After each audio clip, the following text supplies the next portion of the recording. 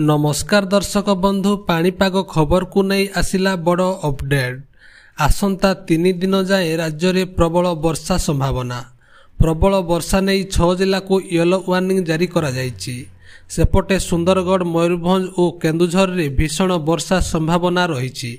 राज्य में मौसुमी सक्रिय रही। उत्तर ओडिशा एवं एहार संलग्न पश्चिमबंग उत्तर बंगोपसागर निकट में लघुचाप क्षेत्र सृष्टि होईछि। उपर मुंडाण में लगाण वर्षा फल उत्तर ओडिशा रे बन्या स्थिति सृष्टि होईछि। आज 3 जिला पई आंचलिक पाणीपाग केन्द्र पक्षरु ऑरेंज वार्निंग जारी होइथिबा बेली 14 जिले में वर्षा हेबा नै येलो वार्निंग जारी करा जायछि। सेपटे संबलपुर सुंदरगढ़ और झारसुगुड़ा रे प्रबलरु अति प्रबल वर्षा होई पारे। सेहीपरि वज्रपात सह वर्षा हेबाकु थिबा मालकानगिरी कोरापुट नवरंगपुर कलाहांडी नुआपड़ा बलांगीर सुवर्णपुर बरगढ़ बौद्ध अनुगुल ढेंकानाल देवगढ़ केन्दुझर मयूरभंज आदि जिले में येलो वार्निंग जारी करा जायछि।